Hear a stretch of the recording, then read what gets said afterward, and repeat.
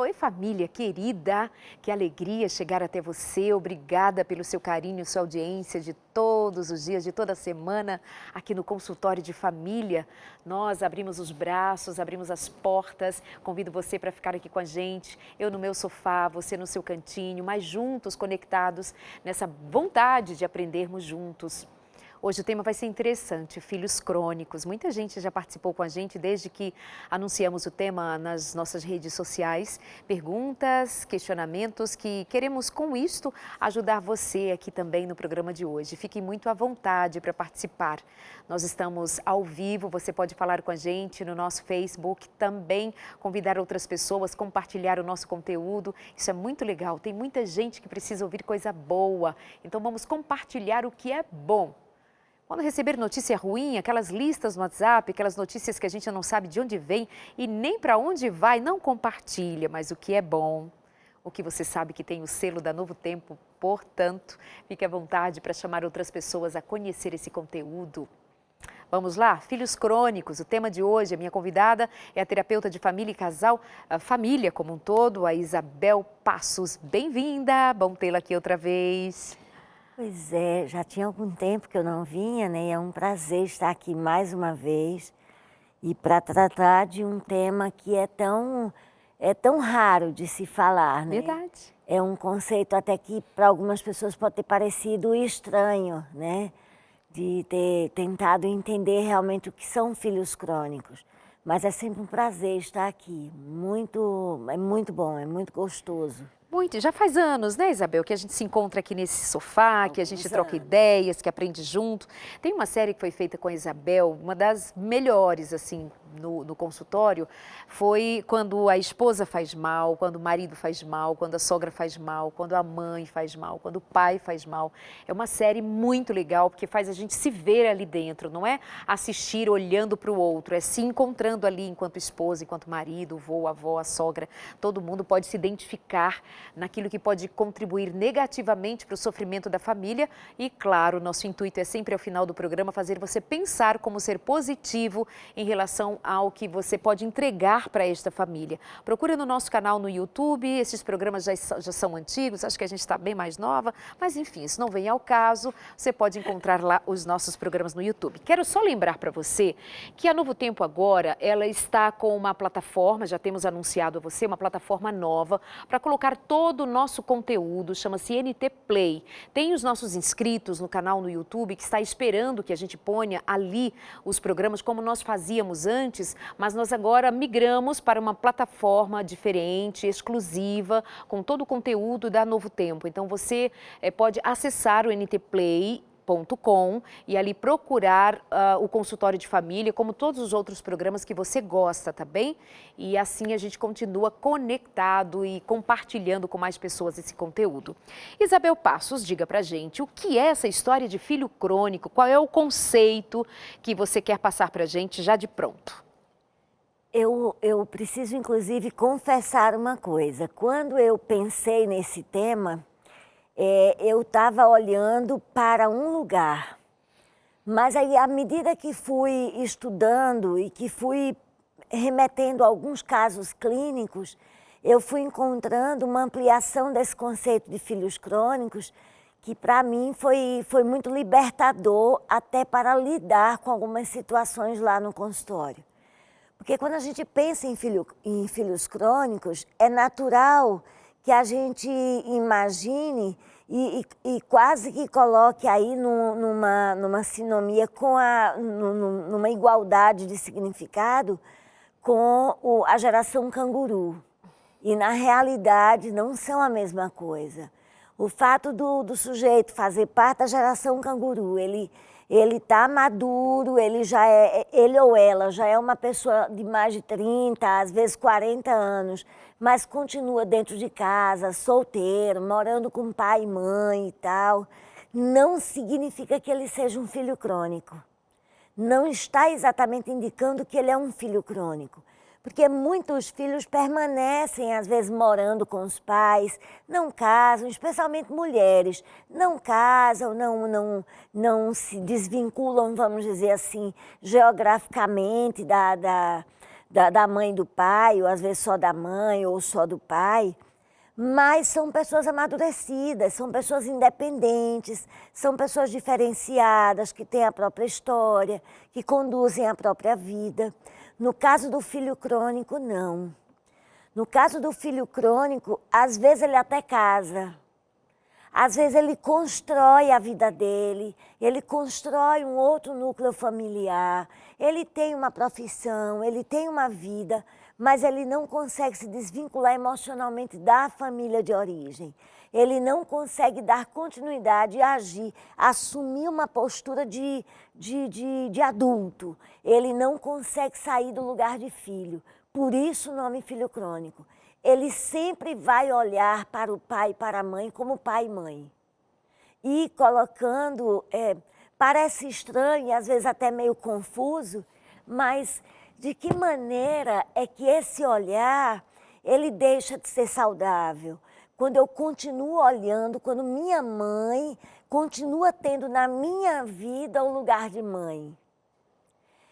É de tal maneira, esse lugar ele se torna, vamos dizer assim, crônico e inadequado, quando eu mesmo adulta, mesmo eu tendo a minha vida, mas eu dependo da decisão da minha mãe, eu dependo da aceitação da minha mãe, eu dependo do afeto da minha mãe, eu dependo das decisões da minha mãe, eu não sou capaz de me sentir potente, competente, sozinho.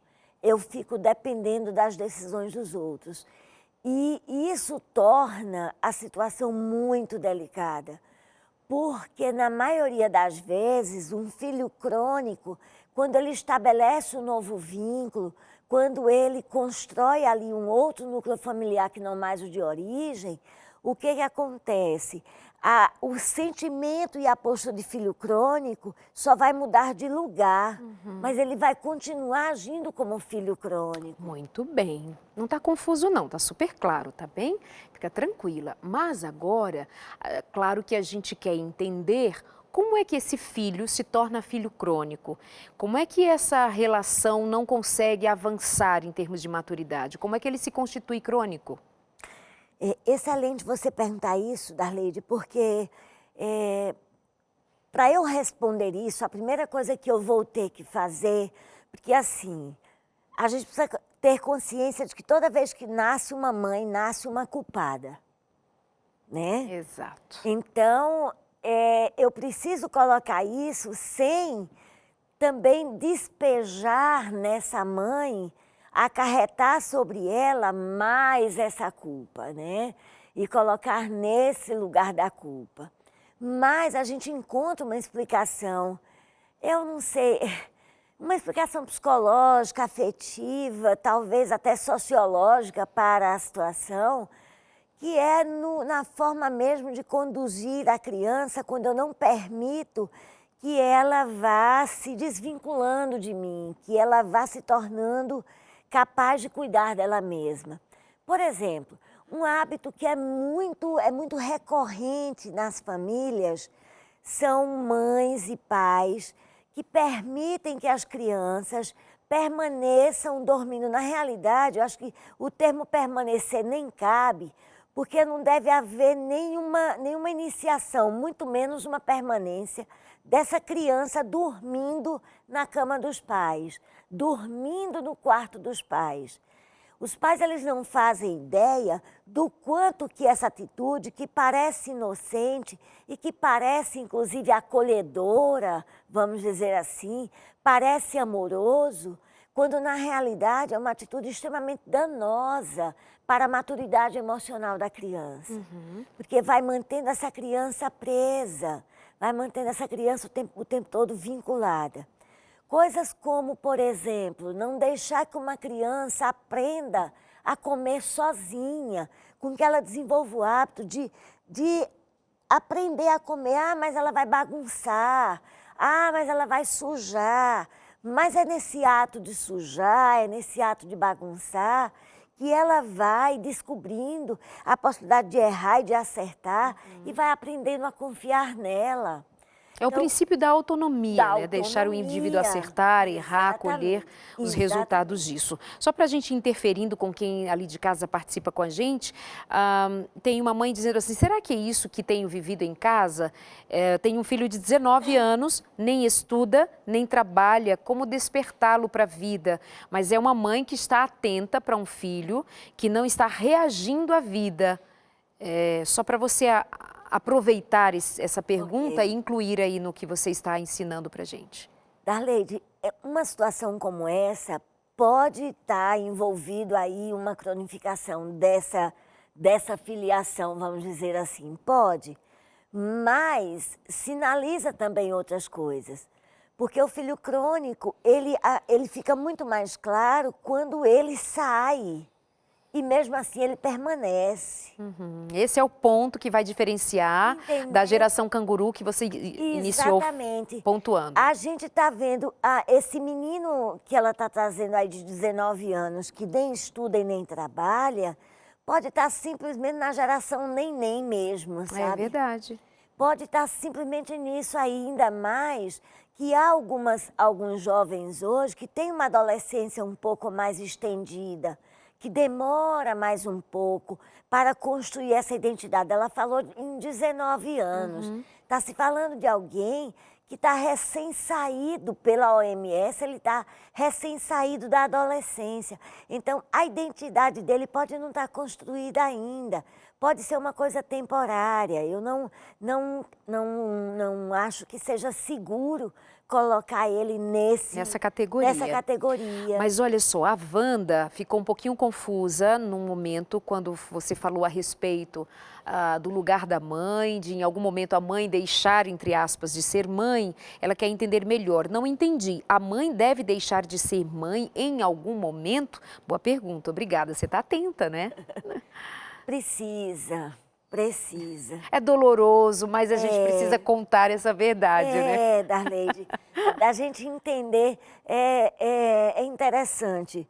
Quando eu gosto muito de pensar no fato de que algumas coisas na minha vida pessoal, ela tem me permitido a me conectar à angústia de algumas mães que chegavam para mim.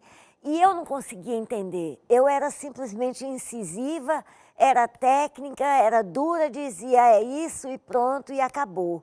No momento que o negócio doeu em mim, aí eu começo a ter um pouco mais de misericórdia, um pouco mais de compaixão ao lidar com isso. Mas não posso retirar absolutamente nada do que de fato acontece, porque a vida funciona assim. O ser mãe é uma função temporária, sabe? Poxa vida, minha mãe está com 91 anos, eu adoro a minha mãe, mas a função dela como mãe não existe mais na minha vida. É um lugar afetivo, é um lugar de gratidão, sabe? É um lugar de muito respeito. Então vamos clarificar ainda mais. Qual é a função de mãe, enquanto essa função é de grande utilidade para os filhos? De autoridade, de condução, de decisão, sabe? De educação, de instrução, de afeto. De transmissão de valores, entendeu?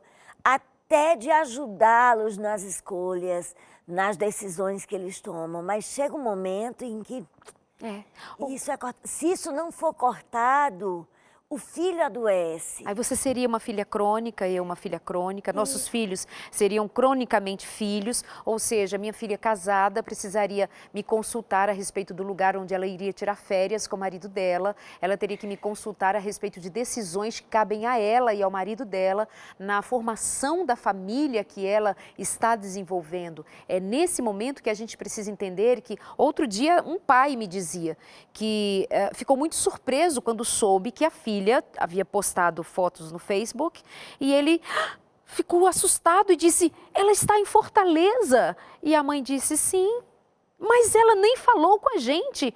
Não, mas tudo bem, ela havia dito que ia sair de férias e tudo bem. Mas não, ou seja, ele ficou apavorado, no caso era o pai. Então, essa coisa de a gente entender que chega uma hora que a gente assim, não vai mais ser consultado, que a gente não vai mais se responsabilizar. E esse filho não tem mais a obrigação de nos consultar para tomar decisões, que é do dia a dia, da vida deles, da construção deles. Acho que ficou claro. Pode continuar, então, no que você dizia ou quer acrescentar algo a essa questão da mãe? Na realidade, eu acho que é uma oportunidade, Darleide, para as pessoas, ao se depararem com essas verdades ou com essas...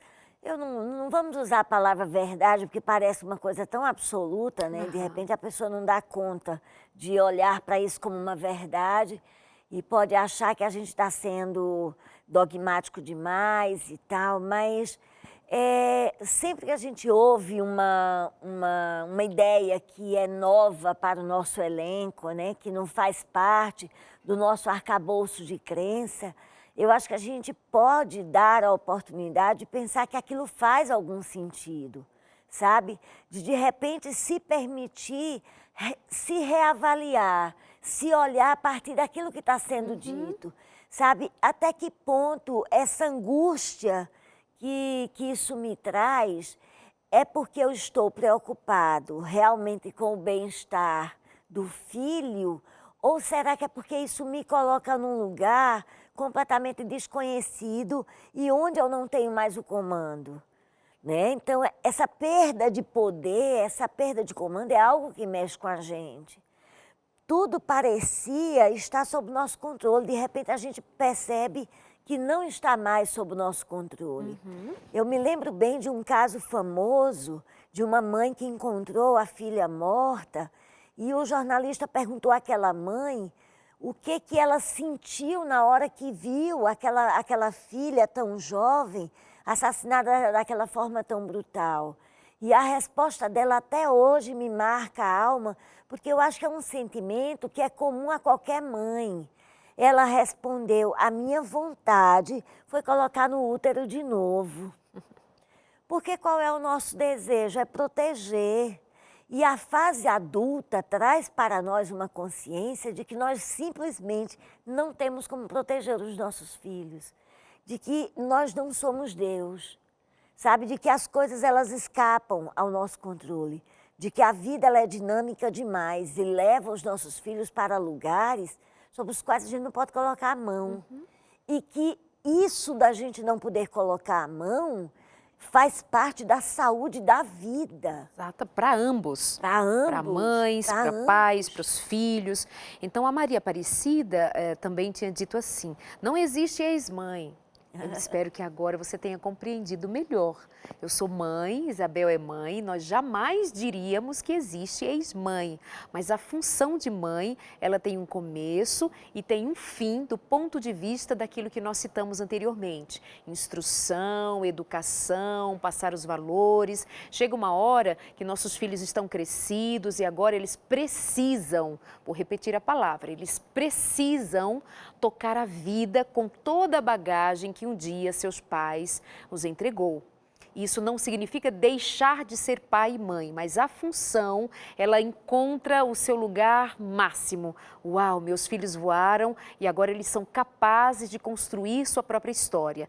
Eles vão voltar, claro, para me dizer como estão, vão compartilhar as coisas boas e podem até me perguntar, mãe, o que você pensa disso, daquilo? Mas, por exemplo, já pensou uma mãe continuar interferindo nas decisões de um filho quando ele, casado, com filhos, precisa resolver questões da família e levar em consideração agora a sua esposa, o que ela pensa, o que ela também decide? Já imaginou se o marido diz para ela ou ela diz para o marido, espera aí, amor, para eu dizer sim ou não, eu vou consultar o papai e a mamãe, porque o papai e a mamãe vão decidir por mim. Não pode, você entende? Então, se ainda não ficou claro, tudo bem, escreve de novo para a gente, mas eu imagino que estejamos sendo um pouquinho mais claras. É deixar pai e mãe? Mas não é depois de casar? Bom, Celeste, eu acho que também já esgotamos um pouquinho por agora, mas eu posso voltar no segundo momento. Darleide, acho que ser mãe é transmitir valores, mas não levar os filhos nas costas. Opa, Fátima, acho que a Fátima agora resumiu bem pra gente, né? Darleide, Então, um abraço para você, Fátima, também para Aparecida e tanta gente participando aqui com a gente. Volto com você, Isabel. Você está acompanhando o consultório de família. Minha convidada de hoje é a terapeuta Isabel Passos e nós queremos continuar ouvindo você. Se durante a conversa alguma coisa te chama a atenção, escreve aqui para a gente. Nós estamos no Instagram, estamos também no Facebook e a sua participação para a gente é sempre muito bem-vinda e muito importante. Isabel. Então, o meu marido me mandou uma mensagem agora, né, falando de uma situação em que uma... Aquele marido que está ali? Aquele que está aqui no estúdio com a gente, bem-vindo hoje aqui. Sempre que estamos aqui juntas no programa, ele está em casa assistindo e participando. E aqui não deixa de participar da produção também, né? Obrigada. Ele está aqui dizendo que conheceu uma situação onde a filha se formou, se graduou, mas o pai não queria deixar ela trabalhar, não queria deixar ela dar continuidade à vida. Ela teria que ficar em casa. E aí, eu quero trazer algo que foi algo do material que eu pontuei, que essa imaturidade na ascensão da responsabilidade em ser adulto pode estar diretamente ligada à inabilidade e incapacidade de assumir uma posição diante dos pais. O que seria isso? A gente fala muito na minha área de lealdades invisíveis, de conflitos de lealdade. Então, para os filhos, muitas vezes, romper com esse vínculo, gente, quando eu falo em romper o vínculo, pode ser que alguém entenda que eu estou falando de relações que serão cortadas. Não tem nada a ver com isso. Tem a ver com laços que precisam ser rompidos, né? Com lugares que precisam ser reorganizados, com pessoas e papéis sociais que precisam ser reposicionados. Então, eu saio agora do lugar de filho, no momento que eu caso, eu já não sou mais filho. Agora eu assumo o lugar de marido e provavelmente de pai ou de mãe. Então, o meu lugar de filho já... Não é mais o principal. Ele não... Funcionalmente, ele não existe mais. Ah, tá. Nem é uma questão de ser principal ou secundário. Ele não assume mais esse lugar. Não assume mais esse lugar. Não existe mais. Não lhe cabe mais. E não existe mais uma relação, porque o que é que estabelece a relação de pais e filhos? Não é uma relação de iguais, é a primeira coisa que a gente precisa entender, é que não é uma relação de iguais. Quando eu vejo alguém com o discurso de que pais e filhos precisam ser amigos, não, eles não serão amigos.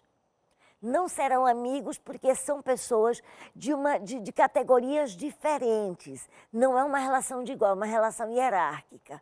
Só que no momento que esse filho cresce, que ele constrói a vida dele, agora a relação é de igual. Exatamente. Agora, Darley e Sudaley são duas mulheres, não é mais mãe e filha. Esse lugar já não é mais colocado, não existe mais essa ascendência, né? É uma relação de iguais. Então, para muitos filhos, dado a maneira como foram levados até a fase adulta, muitas vezes até manipulados, muitas vezes controlados através da culpa, de mães que chantageiam, sabe, que com discursos do tipo, tanto esforço, tanto trabalho. Eu já escutei mães dizerem que investiram tudo no filho, o filho se formou e agora, ao invés de devolver para os pais, não, casou. Sabe? É quase que uma poupança, quando alguns pais fazem, não somente uma poupança, não vou trazer aqui a questão financeira, porque não é essa a questão, mas uma poupança afetiva, é de um vínculo que não pode ser rompido e coloca tanta culpa nesse filho que quando ele casa, quando ele vai para... Ele é convidado pela vida a assumir esse papel de adulto, ele tem dificuldade. Ele tem dificuldade porque o sentimento dele, Darleide, vai ser, para eu assumir o lugar de adulto, eu vou estar traindo os meus pais. Tem uma relação de fidelidade profundamente doentia com esses pais. É só você, para você compreender de maneira mais clara essa lealdade invisível que acontece no adulto no momento desse, é você compreender, por exemplo, o sofrimento de uma criança ou principalmente de um adolescente quando ele faz alguma coisa que decepciona os pais.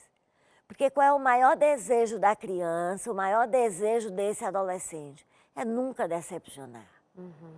E muitos adoecem, muitos sintomatizam e produzem exatamente um efeito totalmente contrário àquilo que eles mais temiam, exatamente por conta desse esforço que eles fazem, dessa carga que eles assumem para não decepcionar. Você diz assim, a quebra do vínculo pode ser entendida pelos pais como abandono. Coisa que muita gente aí, ao que parece, enquanto comenta aqui com a gente, tem esse impacto de cortar esse vínculo é abandonar? Não é abandonar.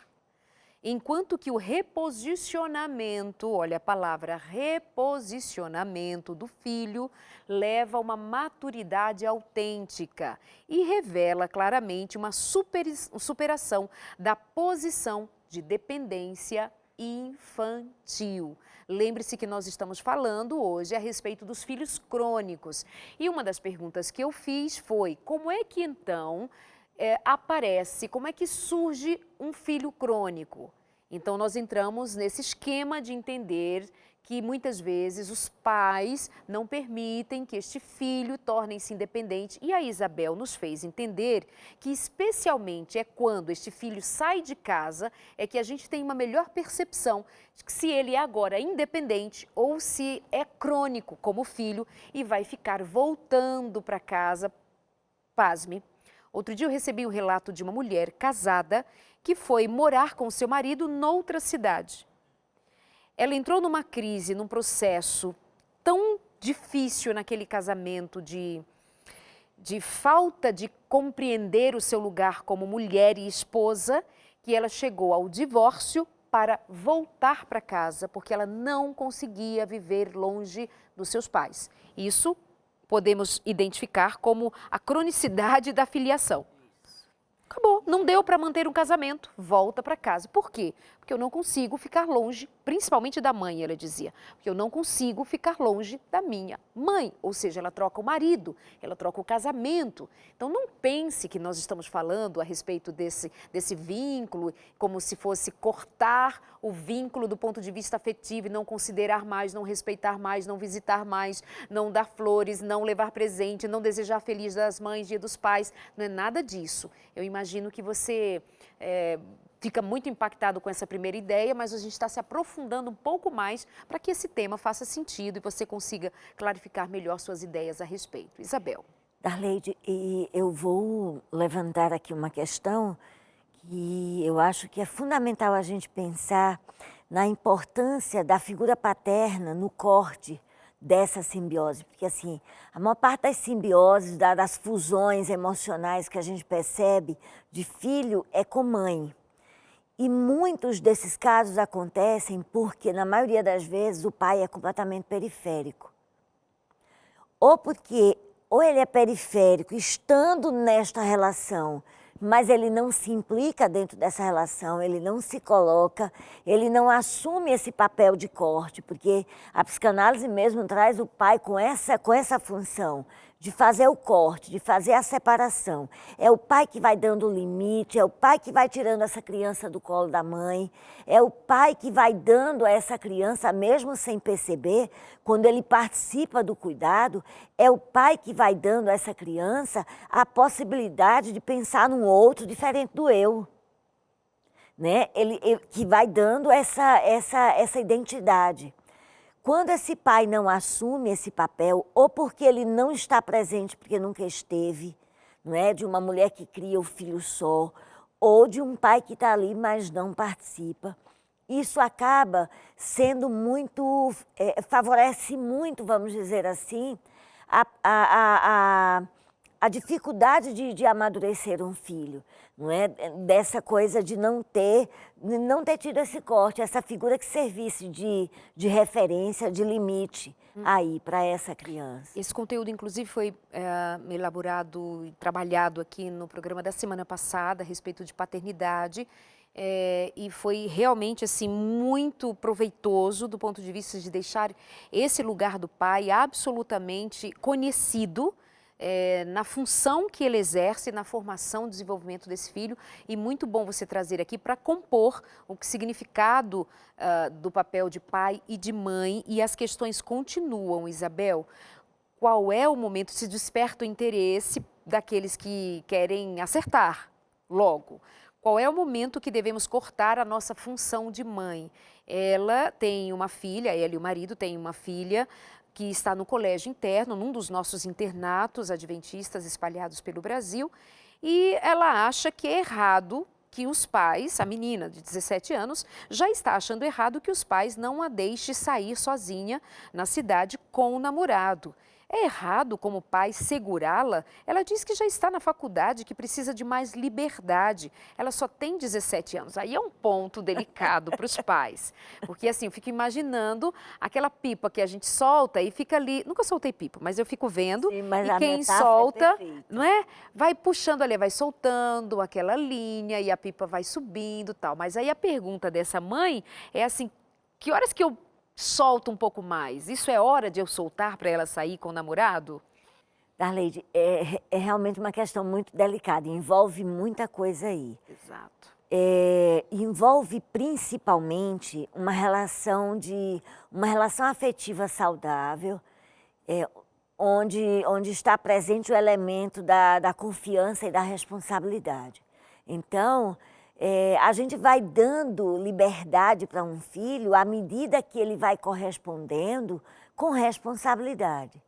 Então, se essa relação de confiança e responsabilidade está numa medida equitativa, vamos dizer assim, um pouco igual, poxa, então dá para você ir dando à medida que vai sendo correspondido. Mas se está desigual, se o outro não corresponde à confiança que está sendo dada com responsabilidade, então já é um critério que os pais precisam utilizar para saber se deve ou não soltar. Sinceramente, numa situação dessa, e ainda mais estando distante, eu acho que o ideal ainda é manter o controle, ainda é manter esse monitoramento, vamos dizer assim, porque trata-se de uma menor, não é? Que ainda tem os desdobramentos de um movimento desse feito em falso, pode ser muito definidor para a vida dela. Então, é preciso os pais terem cuidado. Ainda não é o momento de deixar de ser mãe. Vamos avaliar se outras responsabilidades estão sendo bem atendidas. Estuda bem, tem boas notas, cumpre as regras, os deveres. É realmente uma filha que merece a confiança que tem recebido. Aí você vai acrescendo à medida que ela vai ficando mais velha, à medida que você sente junto com o pai de que pode ir confiando mais, afinal de contas, ela tem correspondido bem. Mas com o cuidado de também saber que é você e o seu marido quem toma essa decisão entre vocês e vai compartilhando, e assim a gente vai aprendendo a ser pai e mãe enquanto somos pais e mães. Nós vamos para um rápido intervalo e já voltamos, conversando com Isabel Passos. Esse assunto é ótimo, filhos crônicos, isso, e claro, envolve os pais, os educadores e os filhos também. É rapidinho, já estamos de volta.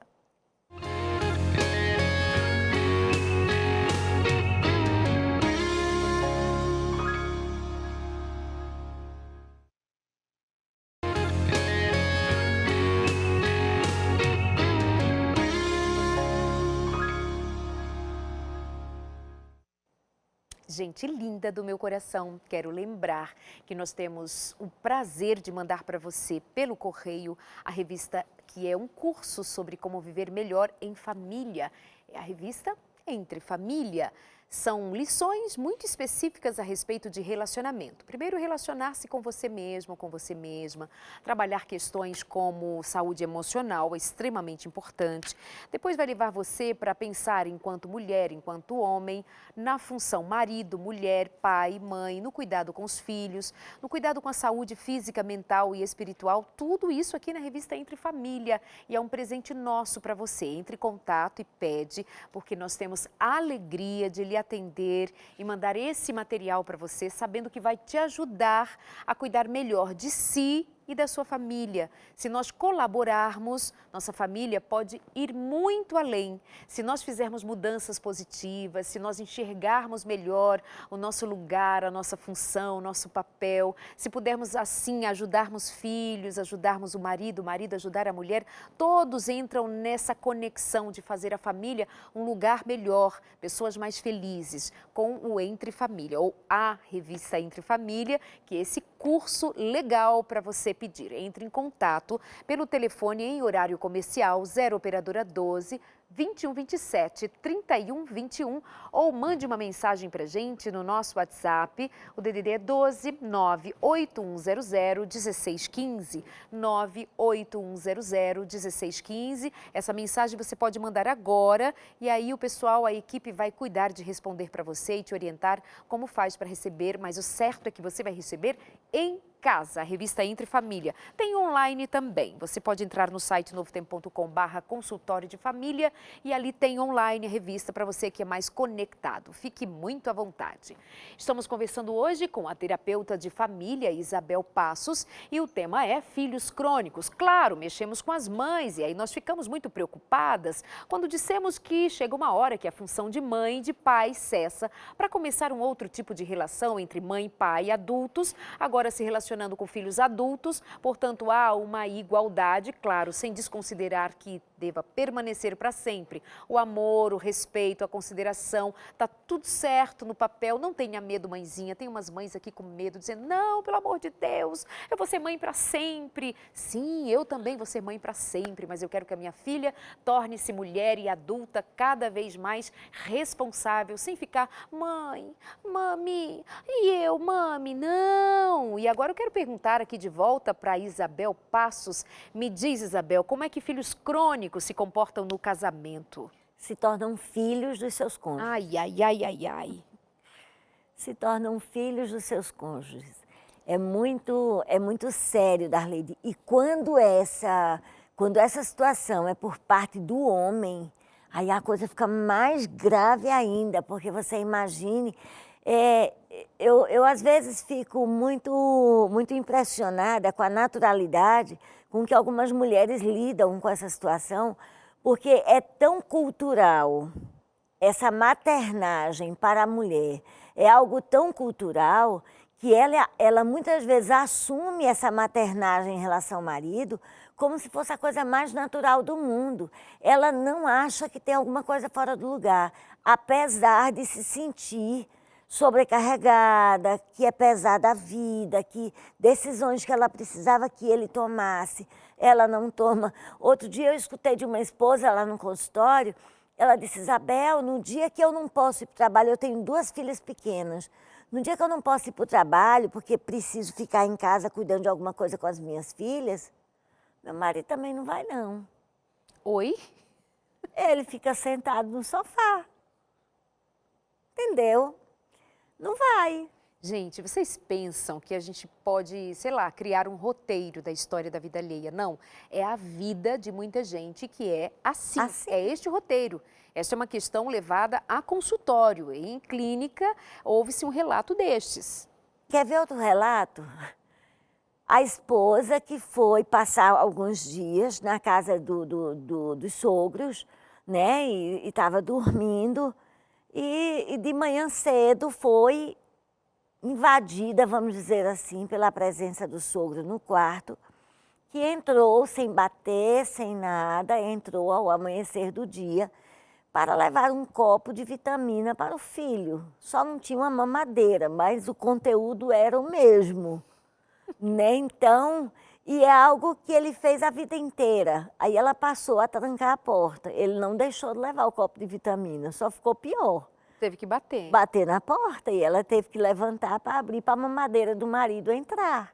Ou Então, seja, é invasivo, é desrespeitoso. é algo, Darleide, que as pessoas elas podem, por exemplo, uma mãe que escuta a gente falando e diz, eu vou ser mãe para o resto da minha vida, sim, eu também vou. Também. Ninguém vai mudar o fato de que meus filhos nasceram de mim. Não, isso não muda. Mas a relação mudou. A relação mudou e que bom que mudou, Exatamente. sabe? Poxa, eu agora, no final do ano, Ana Isabel vai daqui para Petrolina, passar férias lá, e eu estou lá ansiosa, preparando um cantinho para recebê-la com meu genro. E que alegria que eles vão passar as férias comigo. Mas eu não tenho mais, a relação não é mais a mesma. O tempo mudou, sabe? Na hora Se que eles ela... vão sair, se vão dormir fora, se vai para casa dos sogros dela, se vai ficar o Natal com você ou não, porque vai ficar com a Não outra é? família. Então, São essa... tantas questões que precisam agora ser compreendidas e dizer, ok, tá tudo certo. É aquela coisa por exemplo, situações de esposas que trazem lá no consultório, que às vezes trabalham no mesmo lugar, no mesmo ambiente, precisam tomar decisões, e ele não é capaz de tomar uma decisão só. Ele não é capaz de fazer um movimento sozinho. E aí, o que tu acha? Eu estou com medo. É essa posição pueril, é essa posição infantil que ele não consegue abandonar. E o mais triste, Darleide, eu acho que eu não sei se a palavra triste dá conta, mas o mais doído, vamos dizer, da situação é que muitos não conseguem se enxergar dessa forma. Eles apenas sofrem com essa situação, mas eles não conseguem enxergar a situação exatamente do jeito que ela é. Então comenta isto aqui, por favor. Muitos casais acabam por produzir uma deterioração de sua conjugalidade por não estabelecerem um espaço do casal. E assim, não se protegem da intrusão das respectivas famílias, das famílias de origem. Isso acontece porque um ou os dois membros do casal ainda não desvinculou ou não se desvincularam da família de origem, favorecendo assim a invasão. Você entende? Casal, fechadinho, aliançado, precisa estar muito acertado de que agora eles são um com o outro, como diz a Bíblia, 2 em 1. Então, essa invasão da família de origem muitas vezes tem perturbado a paz, o bem-estar e a harmonia desta família que não consegue ir adiante. E isso é um prejuízo tremendo visto em muitos casos reais. Agora você imagina, a velhice desses pais chegam e eles precisam de filhos adultos, maduros, para cuidarem disso. E eles terão isso. Terão? Esses filhos darão conta de enfrentar esse momento. Eles terão maturidade emocional para lidar com a finitude da vida, com as limitações que muitas vezes a velhice impõe, com as necessidades de assistência que a velhice muitas vezes impõe. Então, como que eu estou preparando o meu filho? Sabe, de que maneira que isso que eu lanço, isso que eu construo não vai voltar para mim, né? Que qualidade de ser humano que é capaz de enfrentar a vida, de dar conta das... Porque assim, eu percebo que os pais, quando agem assim, é na hipótese ilusória de que primeiro, de que eles serão eternos, né? De que os filhos sempre os terão, para serem, vamos dizer, aí, o lastro e o chão firme para eles pisarem. Né? Então, muitos pais se iludem com essa história do ser infinito. Se iludem também com o fato de que eles sempre estarão perto dos filhos para protegê-los e de que sempre de que isso não vai afetar a forma deles enfrentarem a própria vida. Não entende que, de alguma maneira, a vida vai cobrar desse sujeito recursos que ele não tem, e ele não tem porque não foi construído, não foi criada uma casca, não foi dada a ele uma ideia real da vida. A gente não tem controle sobre ela, a gente não tem controle, a gente não sabe Por exemplo, uma situação como que foi para mim, foi uma situação muito sensível, ver o pastor Davi Salles enfrentar a perda dos 2 filhos. Poxa, quem imagina passar por uma coisa dessa? Ninguém, mas quem está livre de passar? Exatamente. Quem está livre de passar? Ninguém. Mas que qualidade de emoção, de sujeito que eu estou construindo, que tenha condições de dar conta de uma situação dessa. Então, em resumo, assim, muito resumidamente e ao ponto da questão, nós devemos ter em mente, mães e pais, devemos ter em mente criar filhos, educar filhos, instruir filhos, para justamente eles serem inteiros, mesmo que nós faltemos. Mesmo que nós não estejamos. Quem são nossos filhos? Eu sou mãe, minha filha mora muito longe, mora na Alemanha. É claro que ela me liga, é claro que ela me conta, é claro que a gente ri, claro que a gente conta das coisas comuns do dia a dia. Tá tudo certo, tá tudo bem.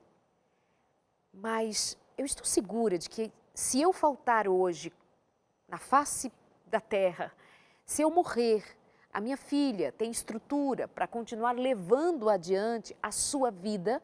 Você está pensando de entregar os seus filhos para viver, para ser, para existir, mesmo que você deixe de existir? É isso que a gente precisa pensar, para não ficar sempre acolhendo os filhos debaixo das asinhas da gente, pensando, ó, eu sou eterno. E isso torna nossos filhos muitas vezes imaturos. É esse o ponto que a gente quer colocar para você.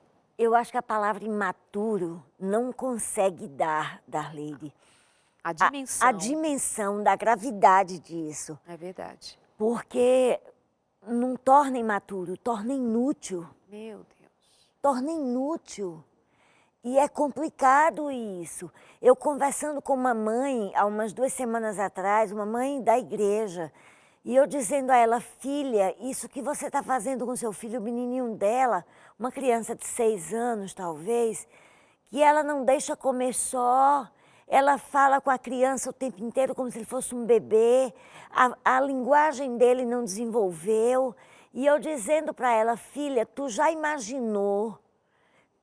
Ele está hoje com 6 anos, faz uma conta aí, daqui a 20 anos, esse menino provavelmente vai estar casado. Que qualidade de marido tu vai estar oferecendo para a tua nora? Que qualidade de homem que você vai estar oferecendo? Porque a minha mãe, ela costuma dizer uma coisa que para viver, eu cresci com minha mãe dizendo isso, minha filha, para viver tem que ter coragem, tem que ter coragem, porque a vida não é fácil, para ninguém a vida é fácil. Vamos mandar um beijo para a mamãe? Vamos mandar um beijo. 91 anos, e ontem ligou para Isabel e disse, filha, você vai estar com a Darleide? Vou, mamãe, vou estar amanhã. Manda um beijo para a Darleide. Então aqui o meu beijo retribuído, com muito carinho. Obrigada, mamãe da Isabel, que chama Perpétua. Um beijo, que Deus te abençoe. Obrigada pelo carinho de assistir sempre o programa. Foi um prazer conhecer você pessoalmente no ano passado. Espero voltar a encontrá-la. Um grande beijo para você, para toda a família. Obrigada, viu, pelo carinho. Está aqui a Isabel, que me entregou direitinho o seu beijo e o seu abraço. Quero aproveitar e mandar um beijo para as mulheres com quem estive reunida no último final de semana em New Jersey. Um abraço a todas vocês, de vários lugares ali, nem vou citar os lugares ao redor, mas foi um encontro muito especial, guardei muito no meu coração tudo que nós vivemos ali. Um beijo para todas vocês e promessa cumprida. E eu quero, inclusive, aproveitar, já que você falou das meninas lá de New Jersey, eu quero retribuir o beijo para Marisa. Verdade, não é? Verdade. Marisa é da Filadélfia, nós estivemos juntas há uns 2, 3 anos atrás. Uma querida. Ela é uma fofa. A Marisa é uma inspiração. É uma mulher de muita força. Muitas mulheres fortes e corajosas, e vou lembrar de um nome, quer dizer, vou citar um nome representando a todas as outras, que foi quem elaborou esse encontro, a Elaine, uma querida Elaine Gardner. Um beijo para você. E um abraço também para o pastor Pablo e para a Vivian, que me acolheram também. Beijo e vamos continuando aqui o nosso tema, filhos crônicos. E foi assim um despertar para muita gente com esse tema. Uma amiga escreveu dizendo assim, meu marido é medroso e ele passou ou quis passar isso para nossa filha, ela tem 18 anos, e quando percebeu que o pai a estava contaminando com esse medo de viver, ela foi morar com os avós, agora ele está com 19 anos. Que mais? Oi gente, eu sou de Fortaleza, tenho 38 anos, moro sozinho com a minha mãe de 72 anos, eu a amo, sou a pessoa mais feliz por estar ao lado dela, decidi não abandoná-la e cuidar dela, afinal, quem ama, cuida. Olha, parabéns, um filho cuidando da sua mãezinha de 72 anos, ele está com 38. Bem dito no começo do programa que este não é um caso que possa ser considerado filho crônico, mas especialmente quando nós vamos para longe de casa, para fora de casa, é que a gente descobre o quanto crônico está o nosso papel, quando deveria ter havido um desligamento e ele continua. Espero que isso esteja ficando claro ao longo do programa. Isabel. Eu acho que é importante, inclusive, Darleide, fazer dar a César o que é de César, vamos dizer assim.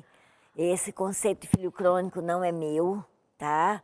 Esse conceito de filho crônico é bem antigo e eu tomei conhecimento dele através de um curso ano passado com o doutor Maurício Andolfi, que é um italiano, um psiquiatra italiano, que esteve conosco no Congresso Brasileiro ano passado, e no livro dele, né, de terapia sistêmica, ele traz a ideia o conceito de filho crônico, já de outros autores também, né? Mas ele é um conceito que entra em harmonia, vamos dizer assim, ou quase que numa repetição de outros conceitos ainda mais antigos, como a questão da simbiose, filhos simbióticos, são outros nomes dados para essa situação, para esse fenômeno que acontece na relação familiar.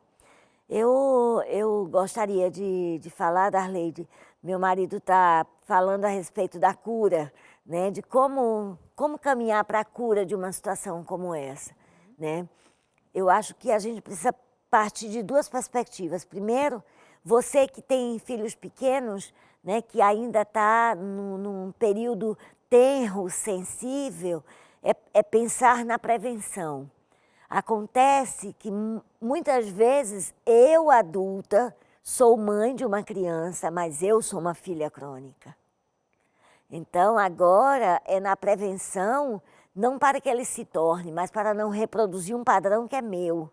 Então, antes de eu pensar na reprodução, eu preciso pensar primeiro de me enxergar, né? De olhar para mim. Será que eu tenho esses traços? E como buscar a solução? Eu vejo como terapeuta que não é uma coisa que está na superficialidade, sabe? Não é uma coisa que tem uma receita de bolo prontinha, com medidas corretas, com medidas exatas, que a pessoa vai fazer com passos, quase como passos do coaching, né? Não vai funcionar, não é por aí que a coisa, não é assim que a banda toca. É um processo de elaboração psíquica muito mais profundo, que vai levar tempo num trabalho terapêutico, mas é muito importante que, se você percebe, você pode até não perceber em você, dado que é algo que muitas vezes acontece a nível de inconsciente, mas você pode ir a partir da queixa do outro que vive com você, sabe? Das demandas que o outro traz, das queixas que o teu companheiro, que a tua companheira traz a teu respeito.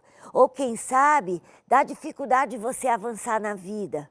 Gente que, por exemplo, tem muita dificuldade para a manutenção de emprego, para firmeza na vida profissional, de maturidade para lidar com o ambiente de trabalho. Sabe? Pessoas que têm muita dificuldade para tomar decisões no ambiente de trabalho, na sua profissão, que não se sente confiante, que não se sente seguro. Você vê que a pessoa tem um conhecimento técnico bom, tem um desempenho técnico bom, mas emocionalmente não consegue dar conta.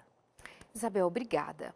Eu acho que o tema foi realmente, eu creio que o tema foi realmente relevante para causar Incômodo, reflexão e tomadas de decisões. Aos que têm filhos pequenos, eu costumo dizer assim, cuidado para não fazê-los eternos tinenéns da mamãe. Oh, meu tineném com 15, meu tineném com 21, oh, os tinenéns, e a gente está criando uma geração de tinenéns e depois, quem vai cuidar deles quando nós faltarmos?